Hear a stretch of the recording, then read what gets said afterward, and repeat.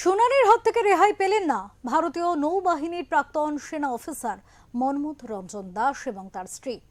তার ছেলে রাজীব দাস কলকাতা কর্পোরেশনের 124 নম্বর ওয়ার্ডের কাউন্সিলর। আর এই ঘটনায় ক্ষোভ প্রকাশ করেছেন এলাকাবাসীরা। এসআইআর হিয়ারিং এর জন্য ডাকা হয়েছে মনমথ রঞ্জন দাসকে। 83 বছরের এই বৃদ্ধ 1965 ও 1971 সালের যুদ্ধে সরাসরি অংশগ্রহণ করেছিলেন।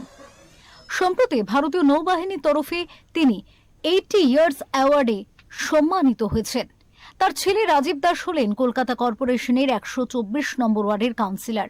রাজীব দাসের দাবি তিনি মতুয়া সম্প্রদায়ের একমাত্র নির্বাচিত কাউন্সিলর। ইচ্ছাকৃতভাবেই শেষ মুহূর্তে তাকে এবং তার বাবা ও মাকে হিয়ারিং এ ডাকা হয়েছে। মতুয়া সম্প্রদায়, আমি একজন ক্যালকাটা কর্পোরেশনে 144টা ওয়ার্ডে আমি হচ্ছে একমাত্র মতুয়া কাউন্সিলর, নমশূদ্র মতুয়া কাউন্সিলর। আমার মা দীর্ঘ বছর ধরে মতুয়া পরিবারের সাথে যুক্ত, তাদের ফ্যামিলি মেম্বারের মতন। তো আজকে আপনি দেখেছেন উত্তর চব্বিশ পরগনা, নদিয়া, রানাঘাট, উত্তরবঙ্গ, যেভাবে আমাদের এদিকে বর্ধমান, যেভাবে বাংলা জুড়ে আজকে আমাদের নমশূদ্র মা বোনেরা, ভাই বোনেরা, সম্প্রদায়ের লোক, তারা কিভাবে হ্যারাসমেন্ট হয়েছে।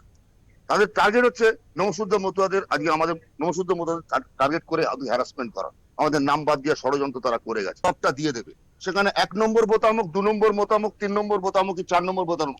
তৃণমূল কংগ্রেসের প্রতিনিধিকে বিপুল ভোটে এই নমশূদ্র মতুয়া সম্প্রদায়ের মানুষ বাংলা জুড়ে বিপুল ভোটে জয় করিয়ে আজকে চতুর্থবারের মতো মমতা বন্দ্যোপাধ্যায়কে আবার মুখ্যমন্ত্রী করবে, এটা আমার দৃঢ় বিশ্বাস। এ বিষয়ে প্রাক্তন নৌসেনা অফিসার মনমথ রঞ্জন দাস বলেন, যদি তাদের নাম ভোটার তালিকা থেকে বাদ পড়ে তাহলে তিনি সুপ্রিম কোর্টের দ্বারস্থ হবেন।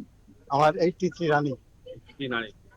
কোথায় চাকরি করতেন? আমি ইন্ডিয়ান নেভিতে ছিলাম। ইন্ডিয়ান নেভিতে পেটি অফিসার ছিলাম।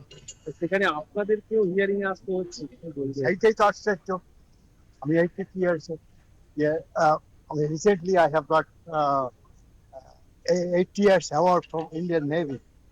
8 ইয়ার্স অ্যাওয়ার্ড পেলেন 80 ইয়ার্স অ্যাওয়ার্ড মোমেন্ট পেয়েছি ইন্ডিয়ান নেভি থেকে। ইন্ডিয়ান নেভি থেকে। তা সেখানে আপনাদেরকেও এসআইআর এ আসতে হচ্ছে, সেইটাই আশ্চর্য। আমি কোনো ভোট মিস করিনি আজ পর্যন্ত। এবং I have fought 2 war, 65 and 71 war. I have fought 2 war. দুটো বারে ছিলেন? 2 war কোন বারে ছিলেন? 65 and 71. I have got gallantry award for that. Now I'll go to Supreme Court because I have got the gallantry award. I feel that this is the punishment I have got. জানা গেছে ঠাকুরপুকুর জনকল্যাণ বিদ্যাপীঠ স্কুলে তাকে SIR hearing এর জন্য ডাকা হয়েছে। সারা জীবন দেশের জন্য কাজ করার পরেও তাদেরকে হিয়ারিং এ আসতে হচ্ছে, এতেই হতবাক হয়েছেন তিনি।